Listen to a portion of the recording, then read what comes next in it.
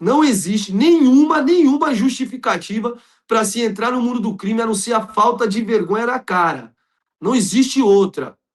Não existe. E quanto antes a população brasileira entender e acreditar nisso, vai ser melhor.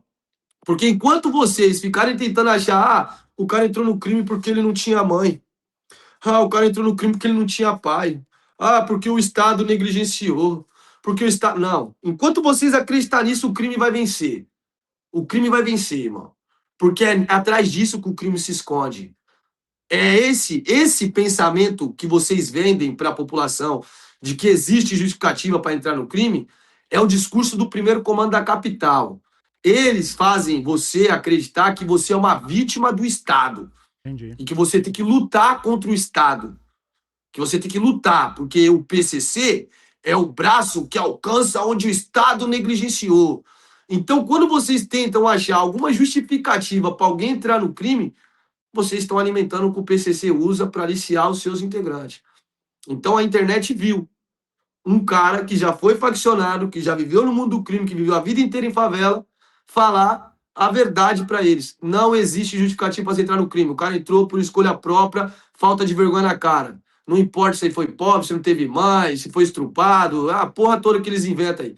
Entrou porque quis o caminho mais fácil, porque não quis esperar 30 dias, porque queria para ontem, porque cansou de esperar, ou porque não quis, simplesmente não quis trabalhar. Vi um debate do Nantes, o cara foi com ele, acho que foi até aqui com vocês. Foi Aí o cara sim. fala, não, porque minha irmã, se eu saísse de casa, quem ia proteger minha irmã, fui vender uma bala, aí ele fala uma coisa assim, uma água, os caras tomou minha mercadoria, não é que ele fala? Eu fui vender, não. Isso daí, o Nantes não teve nem o que falar pra ele, porque o Nantes não conhece. Se ele fala isso aí pra mim, eu falei, mas qual que é a diferença? Qual que é a diferença de você pegar um fardo de água e vender no Farol e o fiscal tomar a sua água e você perder a água e tomar aquele prejuízo na água e só isso, mais nada, do que você ir na biqueira, pegar a droga para vender, a Rocan brotar do nada, te pegar, ou então pegar a droga, você perder a droga, ficar no prazo, não ter o dinheiro para pagar e apanhar e morrer. Então não tem lógica, irmão. Não tem lógica. Se o cara tá com medo de vender água porque ele tem medo do fiscal pegar a água dele, ele não tem medo da polícia pegar a droga dele e ele ficar devendo pro crime e entrar no prazo. E o prazo é 15 dias. O prazo do comando em todas as cidades de São Paulo é o mesmo. É 15 dias de prazo, independente do valor da dívida. É 15 dias de prazo, 5 dias de tolerância, totalizando 20 dias de prazo. Então, se o cara perde 50 mil de droga ali, 20 dias ele tem para pagar os 50 mil. Então, é melhor ter esse compromisso do que o compromisso de perder a garrafinha de água. Então, não existe, irmão. Não existe justificativo para entrar no crime. Sem contar que vendendo água, você ganha mais dinheiro do que vendendo droga. Só que aí que vem a inversão de valores estruturada. O traficante, ele é foda. Ele é foda. Ninguém mexe com a mulher do traficante. O traficante chega no bar, todo mundo fica em silêncio. Já o vendedor de água é mendigo. É pobre. Tá entendendo? Tô entendendo. Então, o que é um trabalho honesto é visto como trabalho para comédia, para pobre, para sem futuro. Já o tráfico é endeusado nas novelas, nas séries, nas músicas.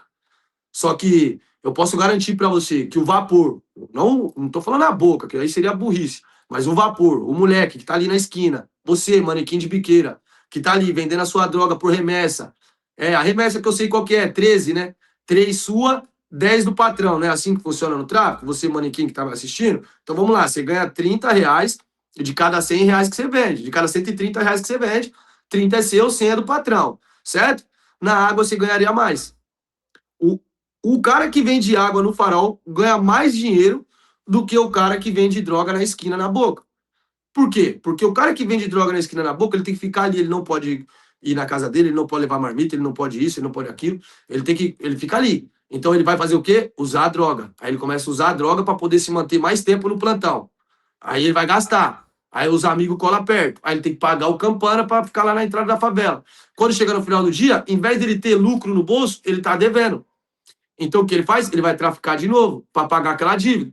Aí ele paga aquela dívida e pensa, agora eu tô firmão. Aí ele usa o lucro, aí ele gasta. Então, ou seja, o traficante ele nunca tem nada. Hoje, Se você pegar todos os disciplinas do PCC, que são os responsáveis pelas quebradas, de cuidar das quebradas, o que mais tem dinheiro anda com carro clonado, com uma moto de leilão e consegue pagar o agiota em dia. Essa é a verdade, mano. O tráfico de quebrada não dá dinheiro, mas só que o quê? Não é tão vergonhoso aos olhos da sociedade quanto você vender uma bala, você vender uma água. Entendi. Então a romantização pro crime organizado hoje, irmão, com todo o respeito do mundo, ela é gigantesca. Você Em vez da, já em vez contou da, sua história, mas você pode contar aqui pra gente como é que você começou? E por que você começou? Ó, eu sou filho de um baiano, motorista de ônibus, meu pai sempre trabalhou a vida inteira. Minha mãe é uma limeirense, da cidade de Limeira. Minha mãe veio de família classe média alta, meu pai sempre foi pobre e louco, mas quando minha mãe casou com meu pai, a família dela, tipo, que deserdou ela, porque meu pai é preto, minha mãe é branca. Enfim, e a família da minha mãe é tudo racista. E nós nasceu em São Paulo, eu nasci em São Paulo, no Hospital da Saúde, e em 1999, meu pai estava passando uma situação difícil, sem trabalho, tinha acabado de perder o emprego na Cooperroy, meu pai trabalhava na empresa de ônibus Cooperroy, depois na Para Todos, em São Paulo mesmo. Aí, enfim, estava desempregado, meu pai estava com a minha irmã recém-nascida, meu pai tinha 5 filhos nessa época, que o mais novo nasceu na praia, 5 filhos, uma mulher e desempregado em São Paulo. Minha tia falou pro meu pai que tinha uma casa na praia, que estava em construção, que tinha 2 fileiras de bloco, que ele podia ir para lá, que ela dava a casa para ele. Meu pai foi, nós fomos para lá, em 1999, para a cidade de Itanhaém, e lá meu pai construiu a casa. Carregava aterro da rua, nós roubava a terra da rua de noite para aterrar a casa, enfim. Passamos o perrengue. E era um bairro até que, um bairro bom de Itanhaém. E quando a casa ficou pronta, tudo pronta, minha tia chegou lá com o oficial de justiça, com a polícia, pá, documento. Os caras deu 30 dias pro meu pai sair da casa. Aí meu pai só tinha um Passat velho, mano. Meu pai pegou o Passat, desceu lá na favela e trocou o Passat no barraquinho de madeira no bairro mais perigoso da época da cidade. Tô falando para as pessoas entenderem como que eu entrei no Essa crime. região de Peruíbe sempre teve presença do crime, então? Sim, mas foi em Itanhaém, isso daí foi em Itanhaém. Itanhaém, É uma cidade de Peruíbe. É. Aí meu pai foi lá para esse bairro, trocou o Passat no barraco lá. Aí ali, nesse bairro, Jardim Oásis, foi o meu primeiro contato com o crime, que eu nunca nem tinha visto uma droga na minha vida. Ali foi o primeiro contato de ver uma arma, de ver um cara fumando uma maconha. Por mais que eu morava em São Paulo, minha mãe não deixava nós sair. Então nós ia de van para a escola, voltava de van, não ficava na rua, né? Em 99 eu tinha 7 anos.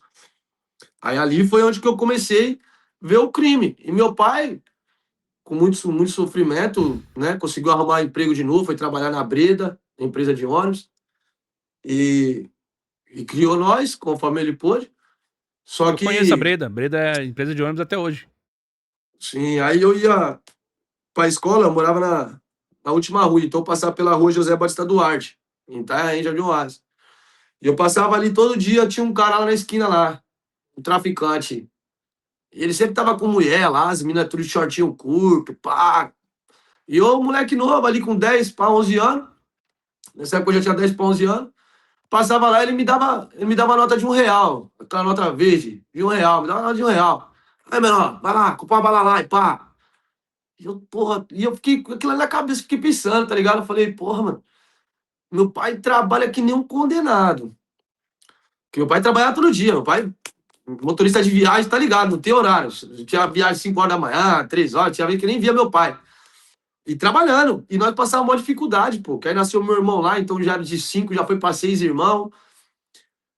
Aí, mano, pra ser sincero mesmo, eu comecei a admirar o traficante como um pai, tá ligado? Eu fiquei olhando pra ele, não que meu pai negligenciou, meu pai nunca negligenciou o papel de pai, eu mesmo, a falta de vergonha na cara mesmo. Comecei a ver que o traficante tinha mais que meu pai, tipo, o traficante era mais foda que meu pai como? Coitado do meu pai, casou com uma mulher velha aí, feia, um monte de filho, todo cagado, cheio de dívida, trabalhando todo dia, não tem nada. Traficante eu passo, ele me dá dinheiro sem eu nem pedir, cara. Traficante tá sempre com mulher, sempre bem vestido e pá. Aí eu comecei a querer ter a vida daquele traficante, mano. Mas você começou novo, então, Mesmo? porque você tinha 11 anos nessa época? Não, nessa época aí que eu comecei a ter esse contato. Com 12 anos foi a primeira vez que eu fui traficar pra esse mesmo traficante. E depois esse mesmo traficante, que eu falo o nome dele inteiro aqui, Cláudio Roberto de Oliveira Júnior, pode pesquisar aí. Esse traficante aí foi o primeiro traficante que me deu droga para vender e foi o traficante que me batizou para ser PCC. Eu virei PCC porque ele foi meu padrinho. Entendeu? Essa é a história real, mano. E comecei a trabalhar com esse cara, mano. Comecei a vender droga para ele. Aí foi onde que ele viu que eu era meu ligeirinho nas contas, na matemática. Ele fazia eu pegar, me colocava para empregado. Me dava uma bicicleta e mandava eu passar nas bocadas do bairro lá, recolhendo o dinheiro, que eles faziam um recolhe do dinheiro do comando. E nisso eu fui ganhando a confiança dele. E esse cara também começou a frequentar minha casa, virou amigo da minha família e tal, aquela parada Mas sua toda. família sabia que ele era traficante? Sabia. Quando deu para 13 anos ali, minha família já abriu mão. Minha mãe largou do meu pai, virou lésbica. Largou do meu pai, virou lésbica. Aí já era com Você foi tudo, morar com fiquei quem? zoado. Aí eu fiquei morando com meu pai. Não, fiquei sozinho, mano. Fiquei sozinho. Quando aconteceu isso aí, fiquei sozinho. Aí eu fui Aí- pra FEBEM. Ah, não, peraí. Então, quando sua mãe separou com seu É. pai, você não tinha pra onde ir, você não foi pra nenhum dos dois lados. Porque sua mãe assumiu o teu Não, eu não quis ir, relacionamento? não. Minha mãe não quis me levar, mano. Minha mãe não quis me levar. Minha mãe me abandonou lá. Por causa que eu fiquei. Porque, tipo assim, tem que ser sincero. Minha mãe é uma excelente mãe pra mim. Eu amo muito minha mãe, tá ligado? Só que Ela tá viva? quando tá viva. Quando eu descobri que ela era lésbica e tinha traído meu pai, eu não acreditei primeiro. Meu pai falava, tá ligado?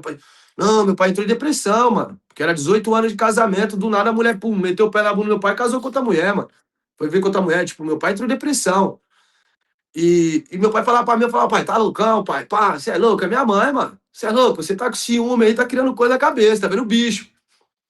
Aí meu pai um dia falou pra mim lá, mano. Aí um dia eu fui lá, mano, 3 horas da manhã. Fui lá na casa da minha mãe e cheguei lá, trombei a sapatão lá, eu dei uma facada na cabeça da sapatão. Com Dei uma 13 facada anos? na cabeça dela. 14. 14 13 anos? anos. 13 anos, 13 anos. 13 anos, que eu não tinha ido pra FEBEM ainda. Eu fui pra Meu FEBEM Deus. depois. Eu dei uma facada na cabeça dela. E a faca quebrou na minha mão, tem cicatriz, não sei se vai dar pra ver até hoje. A faca aqui, ó. A faca quebrou na minha mão, cortou minha mão, furou a cabeça dela, não furou tudo, né? Quebrou no crânio dela e cortou minha mão e tal. E depois desse dia aí, cara, eu já como? Virei um demônio aos olhos da minha mãe, né, mano? Porque, tipo, um moleque faz isso, aí quando minha mãe pegou, minha mãe foi embora, mano. Minha mãe foi embora. Minha mãe foi embora, não, minha mãe botou pra fora, mano. Botou pra fora. Eu fiquei com Entendi. meu pai lá no Coronel, morando lá no Coronel, no outro bairro. Aí meu pai também já se cansou de mim e abriu mão. Aí foi onde que eu fui pra FEBEM. Fui pra FEBEM e fiquei um ano preso na FEBEM. Aí quando eu saí, fui morar Mas com você a, com foi a por minha causa mãe. você já foi por causa do tráfico. Quando você foi? Não, a primeira passagem foi roubando, um Ro- ro- 57. No 57? Quando você Sim, eu foi fui roubar pra. uma. Ah. Quando você foi pra FEBEM, hoje, se você pudesse avaliar aquela experiência, você voltou melhor ou pior? Cara, eu voltei pior, cara. Tanto é que eu não fiquei nem 2 meses na rua. Eu vou. Oxi. Ó, fui preso pra FEBEM, fui preso no 57. Fui preso. Fiquei um ano na FEBEM da Raposo Tavares. Passei por duas do Brás, né? A UAI e a UIP. Depois fui pra Raposo Tavares. Fiquei um ano preso no total. Saí, não fiquei nem 2 meses na rua, fui preso de novo. Aí já fui preso no tráfico. Entendi. Saí pior. Que aí eu já fui. Quando eu saí da FEBEM, eu já me sentia o beira-mar. Falei, Mas você é louco, cara. você voltou pra Tirei onde? um montão. Voltou pra Hã? casa do seu pai? Fui pra casa quando eu saí da primeira passagem, foi pra minha mãe, foi pra minha mãe. Sua Foi mãe? pra minha mãe, mas minha mãe não deixou eu ficar lá, não. Botou pra fora, minha mãe. Mas aí, sua Botou mãe pra estava morando em fora. São Paulo, capital, ou ainda tava lá na praia? Não, minha mãe já tava morando em Araras, interior de São Araras? Paulo. Sim, Araras, interior de São Paulo. Aí minha mãe botou pra fora. Botou eu, a mulher que eu tinha e minha filha. Minha filha de poucos meses. Tá ligado? Poucos Caraca, você tinha meses. filha com 14 anos? Tinha, minha filha tem 18 anos, irmão. Minha filha Eita, tem 18 anos hoje. Minha filha tem 18 anos. entendi. E tá. Hã? Não, falei, entendi. Aí eu voltei pra praia. Que eu saí da FEBEM, fui pro interior, fiquei lá com os pés vermelhos, falei, vou pra praia. Voltei pra praia, e na praia eu fui preso no tráfico. Fui preso no tráfico lá, que aí os caras colocou na gerência da biqueira lá, fui preso. Aí eu fiquei mais 1 ano e 8 meses preso na FEBEM. Que aí foi que foi pauleira mesmo, de sofrimento. Sofrimento assim, de saudade. Porque o único sofrimento que eu tive na FEBEM foi a saudade. Apanhei de alguns funcionários? Apanhei, porque lá os caras batem, mas não é aquela coisa tipo de ficar de cama vomitando sangue. Toma uns murros ali, tá ligado? Uns tapas. Então o sofrimento que eu tive nesse 1 ano e 8 meses na FEBEM foi só na saudade, que minha mãe não foi me visitar nenhuma vez. Entendeu? Só meu pai ia lá. E meu pai ia, e ele sentava lá e às vezes ele dormia, mano. Ele dormia, que ele trabalhava de motorista, né? Ele ia até com uniforme de motorista para não pagar a passagem, para ir de Itaém para Vila Maria. E, e ele falava para mim, eu quero repetir aqui o que ele falava, que para mim foi uma das coisas mais importantes, que eu falava para ele assim, pai, por que você vem me visitar, pai? Cansado? Não precisa vir, não. Você vem, você chega aqui, você dorme, você nem fala comigo. Aí ele falava para mim, o importante não é nós conversar, o importante não é nós trocar ideia, o importante é você saber que eu tô aqui e que eu nunca vou desistir de você, tá ligado? Eu choro porque toda vez que eu falo isso daí, porque para mim foi a maior perda que eu tive na minha vida, porque o que eu mais me arrependo é de não ter ele aqui para ver o que eu me tornei, ver o que eu fiz, ver o que eu consegui fazer, consegui dar a volta por cima e seguir o que ele falou, de não desistir de mim. Ele nunca desistiu de mim. E ele tava certo, mano. Ele não errou. Porque minha mãe é viva, eu amo minha mãe também, muito saudade da minha mãe. Mas meu pai foi a única pessoa, cara, de verdade mesmo, que nunca desistiu, mano. Nunca. Ele sempre falou pra mim que eu era muito inteligente, que eu tinha potencial de ser um grande homem, que qualquer área da sociedade que eu procurasse um trabalho, eu ia desempenhar bem, porque eu era muito inteligente. Ele falava que eu tinha um raciocínio muito rápido. E hoje ele não tá aqui, mano. Meu pai faleceu em 2015 e depois disso daí foi onde que acabou com a minha vida, mano. Pra mim, né? Eu quis acabar com a minha vida e ao mesmo tempo foi um recomeço de tudo. Então, toda vez que eu entro nesse tema aí de Febem aí do meu pai, desculpa aí, mano. As pessoas já cansou de ver eu chorar por isso, mas é que Não, quando se hoje, trata de cara, o que pai, mais cara, me faz. a Hoje, gente não pode negar que toca muito na gente, né? mano, porque, tipo, foi a única pessoa, mano. Até minha mãe, ó, quando eu fui presa a segunda vez, pra você ver, a juíza, a juíza não queria me prender. Não queria. Eu fui preso no tráfico, com droga, ela não queria. Ela queria que eu fosse embora. Ela falou pra minha mãe. Tava eu, minha mãe, menos meu pai não tava. Tava eu, minha mãe, e o advogado e a juíza lá na audiência. E a juíza falou pra minha mãe assim: faz muito pouco tempo que seu filho saiu. Ele tá falando que essas drogas que ele tava era para uso. A senhora não acha melhor a senhora levar ele para casa, colocar ele na escola, fazer um acompanhamento com o psicólogo? Minha mãe olhou pra cara da juíza e falou assim: olha, eu quero que você prenda ele e jogue a chave fora. Se você soltar ele, eu, como mãe, não vou me responsabilizar. Aí a juíza foi e me deu uma internação de prazo indeterminado. Aí eu fiquei 1 ano e 8 meses, cara, preso. Então, minha mãe nunca foi me visitar. Meu pai ia toda semana, mano. Toda semana ele tava lá, cara. E dormia e falava isso aí pra mim. O importante não é nós trocar ideia. O importante é você saber que eu tô aqui e que eu nunca vou desistir de você, tá? E é isso. Nunca desistiu. E agora que eu consegui dar a volta por cima, pega um pouco o carregador aqui. Que eu consegui dar a volta por cima, que eu consegui vir pro lado que ele queria que eu viesse, ele não tá aqui, mano. Ele não tá aqui, e, tipo, dói pra caramba, mano, porque tenho certeza que ele Foi tivesse depois da aqui, ele morte poderia dele que estar. você decidiu sair? Foi por causa disso? Não, não, depois da morte dele eu me envolvi mais ainda. Depois da morte do meu pai que eu entrei pro PCC. Depois da morte dele. Depois da morte do meu pai. Você Meu ficou na pai morreu em facção quanto tempo? 2015. Eu fiquei 6 anos e 10 meses. 6 anos e 10 meses. Eu entrei em 2016. Eu fui batizado pelo Caranguejo, que é esse Cláudio aí. E o padrinho foi o Carro Velho de Ribeirão Preto, bem conhecido também na área policial aí, só investigar. A última informação que eu tive, ele estava preso no semiaberto de Valparaíso, mas ele estava em Mirandópolis 2 na época, que Entendi. ele me batizou. E o outro foi o Caranguejo, foi em 2016. Eu saí do crime, eu quis sair do PCC Não foi por causa de caguetagem, que nem as pessoas falam. Não foi porque eu roubei alguém. Não foi nada disso. Foi que. Foi porque você pegou a mulher do Marcola. Não, foi não. Eu falei isso aí Você falou isso aí, zoando, cara. Foi zoando, não. né? Eu falei, porra, esse maluco é... Eu falei zoando, saí pra tumultuar lá dos outros. Porque todo mundo tem medo do Marcola. O Marcola cagueta pra caralho também. Desde os anos 90 caguetando esse cara aí, rapaz.